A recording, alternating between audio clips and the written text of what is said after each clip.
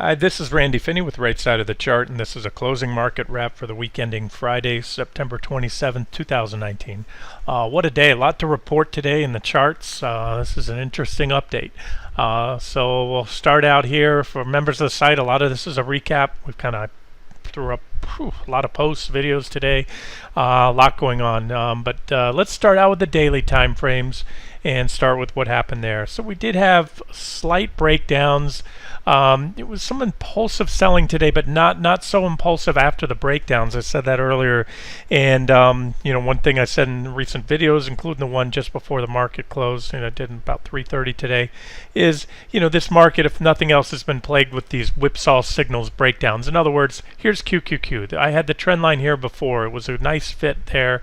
In fact, I had it even tighter a little bit before that. Here's the everything comes off. Most key stocks and sectors and indexes I'm watching come off the December 24th lows, and you can see we had a lot of reactions. There was clean, and then this big red candle, broke down and closed below, but it was a whipsaw signal.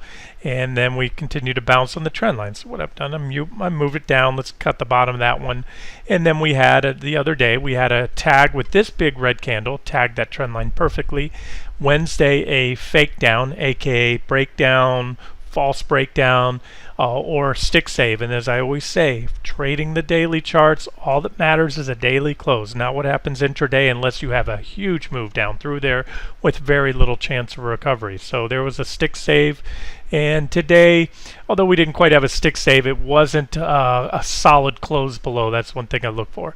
But I'll tell you, the charts are still bearish. Nothing's changed in the intermediate term outlook, but I can tell you near term, there's some interesting developments. So next week, you can flip a coin, I think you can flip a coin to whether we go up or down, unless we gap down or move down on Monday pretty hard and undercut today's lows by a good deal. We'll probably have a bounce next week, based on some things that we saw on the 60-minute charts today. I'll get to those in a second. But like I said, I initially was planning to go home, mildly short the indexes. Now I have a lot of different positions, but some will counter hedges.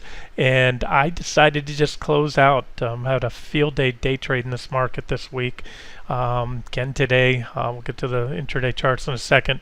But I just want to point out that it's anybody's game. The charts still are clearly bearish, and to me it's still just a matter of, do we have a little more upside if we rally here, put in another divergent high and then break down. That's not set in stone if we do rally, but it's what I would put as my most likely scenario. So it's my more bullish of my of two bearish scenarios. The other one says that we gap down on Monday, undercut today's lows, excuse me, burn through the divergences that were put in on the 60-minute charts, which I'll get to in a second, and then follow up on today's breakdowns on QQQ. There's XLK. These are the big ones I'm watching. Stick save there. Remember, I had a BOD, benefit of the doubt trend line. I had the white trend line off the lows on the 24th, and then this yellow BOD trend line, benefit of the doubt I call it.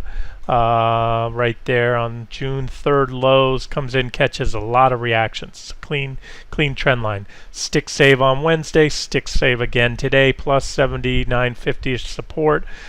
So again, this market is sitting on the edge of a proverbial or a technical cliff, but it's still holding, still just riding along the edge there. And XLK, if the tech sector can hold up and rally next week, you have a downtrend line here. So together, my uptrend lines and that downtrend line form a triangle pattern right here and here. Here's a triangle pattern, and this goes one of two ways. And like I said, why take the risk of going home heavily short? Or even heavily long. Wait and see what happens. This thing's going to resolve. It has to resolve one way or another because we're coming up to the apex. So, an upside break could give us that thrust, a few percentage points higher, put in a new divergent high, and then maybe come on to break down later on. You can see the divergences are still very much intact down below. So there's XLK, basically, keep it simple, closed right on support, with QQQ just a hair below, but not really enough to say that's a breakdown.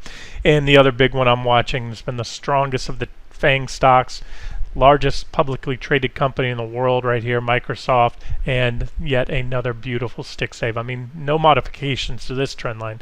That is the trend line off the lows on December 24th. Maybe I modified it over the last few weeks, but not recently. We come in 1, 2, 3, almost all these candles, this whole cluster here.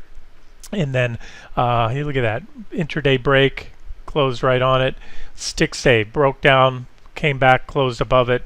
And today, stick save, broke down, closed right about on it again. So that's it, guys. Sitting on the edge of that cliff, but no sell signals yet, or at least not high probability sell signals at all. Let's go to the 60-minute charts. That's interesting there. SPY, I've been calling for weeks now, since we broke above it for a back test of the 294 level. We got effectively a back test the other day, earlier this week. Came close. We hit a low of 294.33. Like I said, statistically close enough, and they bought in.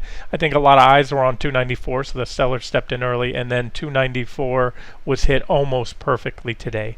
And at that point, here in the trading room, I pointed it out. I first made mention. I reversed my my NQ shorts anticipation of the breakout of this downtrend line. This is a 1-minute chart. If I have time, I'll get to that.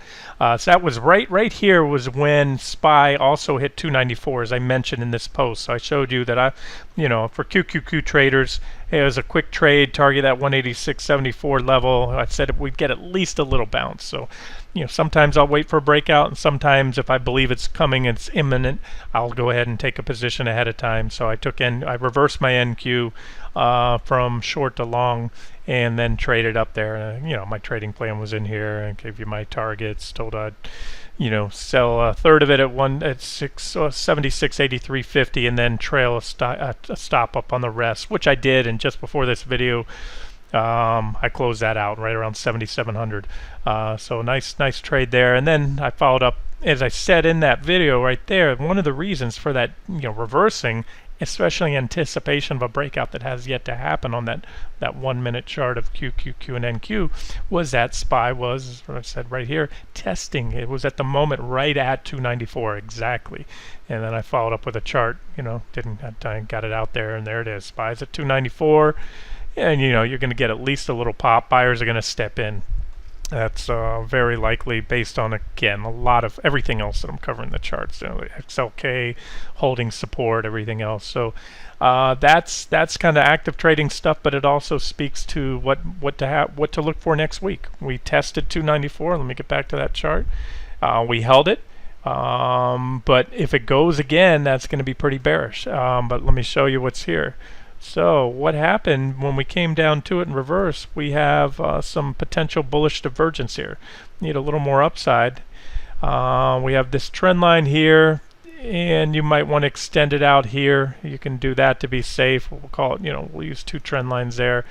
And here's your divergence. So there's positive divergence, and that's usually when I look for to position for rallies for swing trading. Almost a lot of what I've been posting lately, particularly in the trading room, is day trading. Been in and out of NQ up to 4, 5, 6, 7 times a day lately, long and short, and it has just been trading like a dream off the technical levels. I'll get to the futures chart in a second, and then we'll wrap it up. But there's SPY again, 294, big level, top of the August trading range. You can see it there as well, 294. There's the August trading range. And I put another trend line here on SPY we can watch as well, and it's a little bit below there. And likewise, it wasn't just SPY. All day earlier today, I was posting this 60-minute chart on QQQ, showing you 2 key levels. This uptrend line off the lows in early August right here. You have reaction there, and then right here, and it came in right with I called this Gap City the other day in the videos. I'm going to circle all the reactions here, not just gaps, but a lot of reactions. It was support right here, all those candles from above, support from above. Of course, big old gap. Traders love gaps, so you have gap support there. Another big gap right there, another big gap, and reaction from above, reactions from above, another gap, reaction from above. So they're going to scale 1 to 10 for a 60-minute chart. This is darn close to a 10.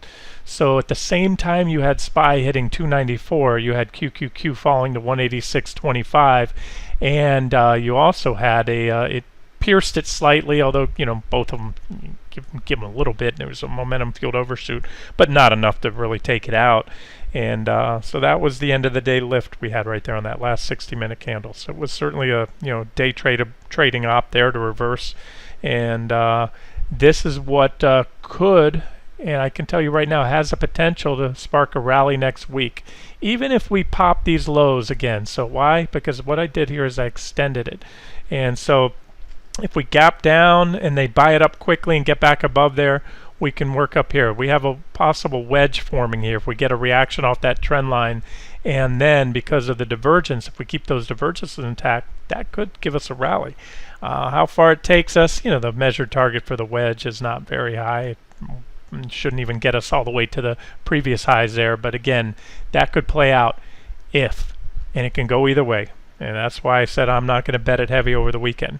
If we gap down and we don't recover quickly on Monday, or we break down, we don't have to gap down, we can open anywhere and then move below, and we break that trend line and we break the 186.25 support on QQQ, and then the same thing on SPY, it fails 294 with conviction, we go down into the trading range. I mean, there's certainly support levels along the way.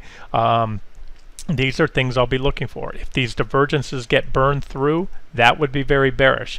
And then we're also going to keep in mind, remember, I started with the daily charts. We tested all those key trend lines today and closed either right on them or a hair below. Therefore, if we go much lower next week, and especially close lower, we're going to break those weekly daily trend lines, and we're going to have sell signals on the market. And we're also going to have foiled bullish setup.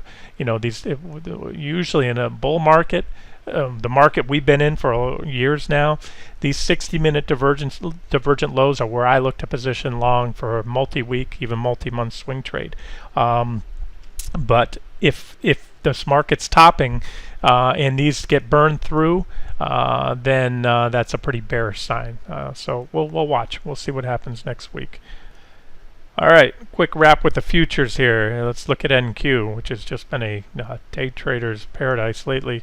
All right, we had these downtrend lines, same old ones. We've had multiple shorting ops. Every time this NQ gets up to this downtrend line, it reverses. And that's, remember, the trend. We put in a divergent high here. This is not a spelling tool. I can use a line tool and write DH, divergent high right there. There's your negative divergence to your primary uptrend line, which was broken. These are all minor trend lines that you could use.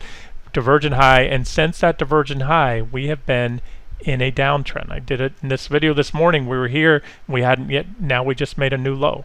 Remember, in technical analysis, the definition of a downtrend is simply any security making a series of lower highs, which I'm circling here, and lower lows, which I'm circling here.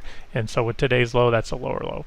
So on one hand, we do have a near-term downtrend, and on the other hand, we have now some pretty solid, pretty large divergences. Remember, we had a little small divergent low right here, a small one there. Small divergent lows led to small rallies. That one was a little bit bigger. Now we have larger divergence. It is not confirmed. It's what I call unconfirmed divergence. Why? Because I like to look at the PPO. These are both momentum indicators, but the PPO more so, and it's pointing down. And therefore, Monday, if we gap down, it keeps going, and it'll take out these divergences. And in my book, at least, I don't think this is any textbooks out there, but I consider divergence confirmed when the PPO turns back up and makes a bullish crossover, effectively putting in a higher low, higher than the previous low. So right now, again, potential bullish divergence. Maybe it gets negated next week. Let's watch. But what we want to watch, most importantly, are these trend lines, and then maybe work our way in a little wedge here, or this would be the bearish outcome. We just go on down next week, undercut. You can see next support level down here, 76.03. If that goes, that's not going to look good for the bulls. And as far as the tradability of NQ, not only did you have that trend line there, but you had a minor uptrend line right here off the lows, and when that broke today, boom. And so therefore, it was pretty much a sell signal down to here. And then you can see we regained that, we overshot briefly that 76.70 and regained it by the close. So that all this will be continued next week. Let's look at ES, and then we'll wrap up there. ES, the S&P 500 futures, they came in just like SPY finally made a full complete test of the August trading ranges. So did ES. I have these two lines right here. These two lines. The uppermost line catches all the highest reactions from the August trading range, and that's about exactly what we hit today. So again, the odds for a reaction off that level, hence the reason I reversed, were very high, to 29.46, and that was hit almost to the button today. And when it was hit, as you can see here, just like SPY and QQQ and NQ, we put in a divergent low, potential divergence. That PPO needs to continue to curl up. It's pretty much how we open next week, how we trade early in the week can determine whether or not we can rally more. But there's work to be done.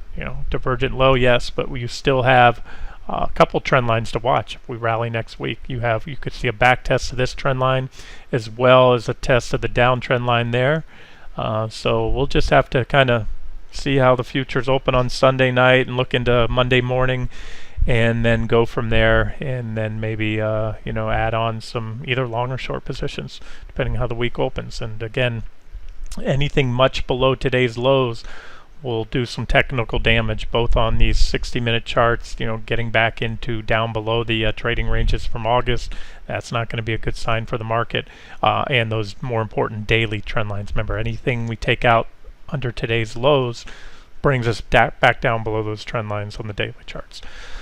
Okay, guys, I think that's it. Yeah, let's wrap it up here. This has been Randy Finney with Right Side of the Chart. Have a great weekend.